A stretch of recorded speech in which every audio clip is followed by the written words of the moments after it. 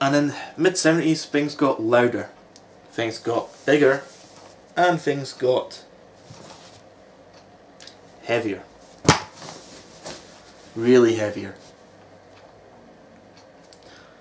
Louder because they needed to be heard. They were there, they were wanting to be heard. They were like trying to say, listen to us now. Heavier because they were trying to stand out and just the way that things were feeling. And bigger because more and more metal expanded on itself and there. But before we get to that, like I said, Black Sabbath were the original album, metal album. However, there are several metal bands at the time that could be used, or heavy rock bands, that when put together you can see where metal came from.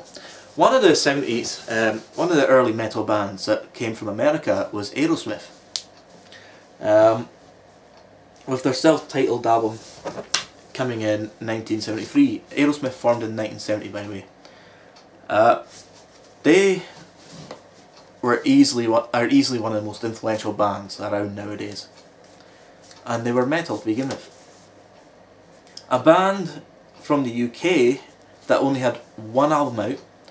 They disappeared. I would recommend you look up the album. In fact, no, I'll link it down below because there is an album.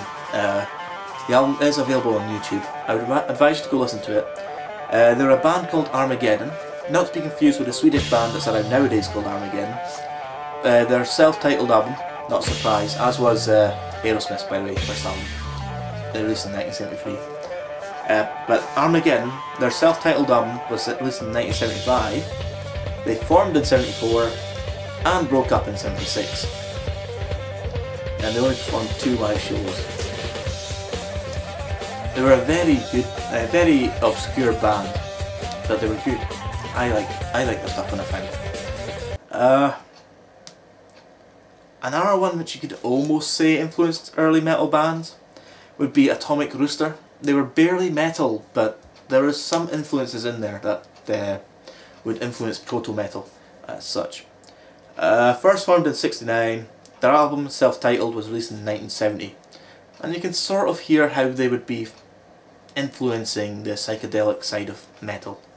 Because rock it's like bands were kind of going blues, doom, rock, metal, and sort of psychedelic metal sort of style things.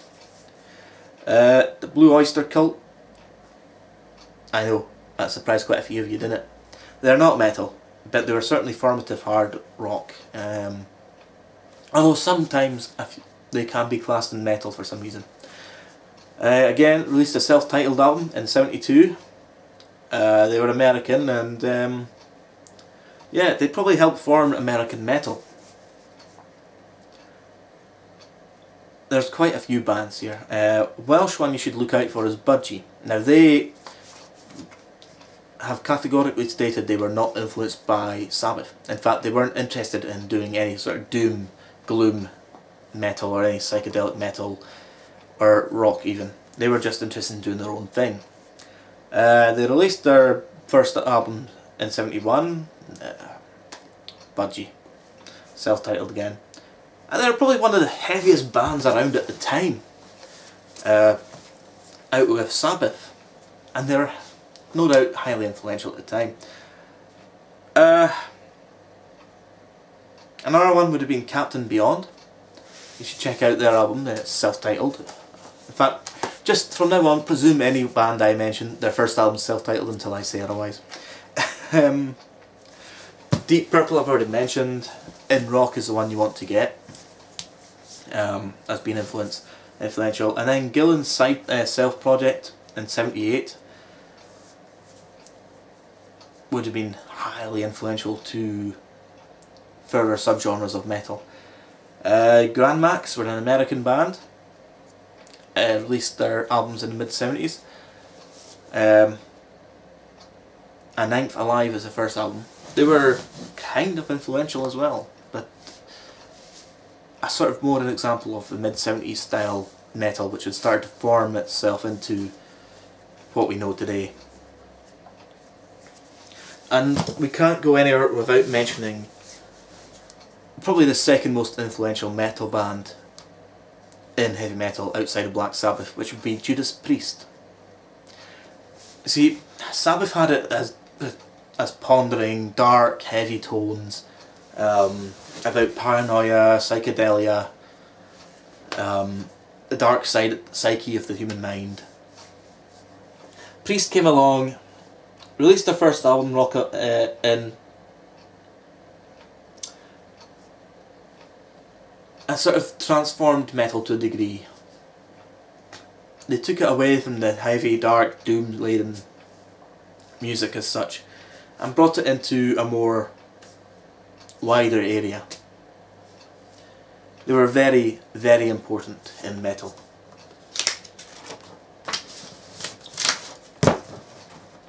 And right now I realise I'm very probably boring most of it, but I want you to, if you like metal, or if you're not even sure about metal, to listen to these early bands and make your mind up. To get a feel for the metal, for the music in itself, and why it's such a large and diverse genre. It's possibly the most diverse genre you'll get. It's certainly one of the most melodic ones. While not typically being melodic. Setting out to be melodic, funnily enough. One of the bands that you might want to listen to is called Montrose. I'll play a wee clip right now.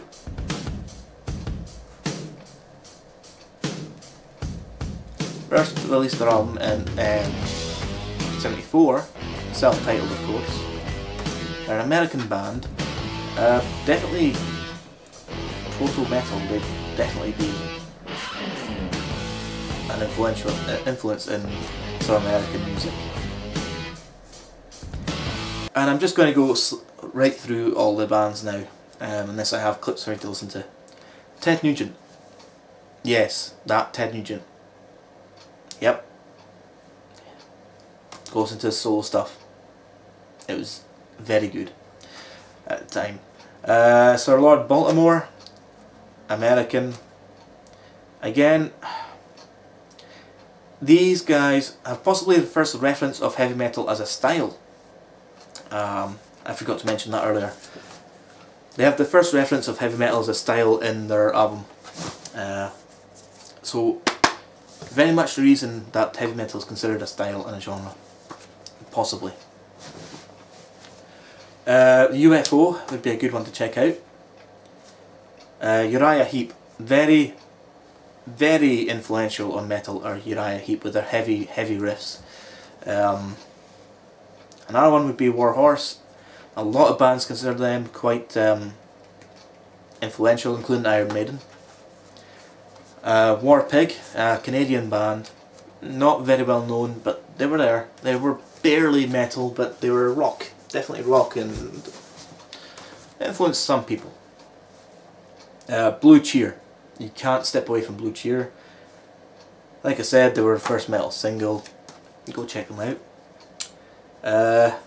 You can't go anywhere in the 70s without Saxon, and their first album was released in '79, so they weren't actually a part of heavy metal, which is why I'm kind of mentioning that at the end of the video, because, like I say, Saxon really are new wave of British heavy metal, and I'll be mentioning them when I cover it in another video.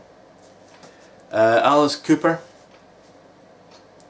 again, it's someone that will be probably mentioned with goth metal being goth stylings whoever covers that genre more than anything else, because he is definitely that styling.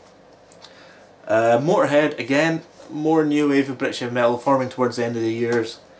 Then you have Nazareth.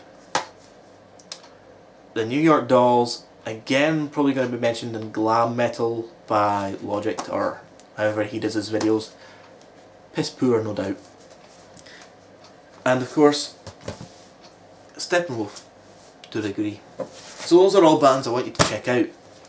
But like I said, I've kind of glossed over a little bit and tried to describe where heavy metal came from, the feelings that surrounded it, as to why it formed and how the feelings came about and catalysed, and also explained musical stylings and theory of it. and giving you a few bands to check out.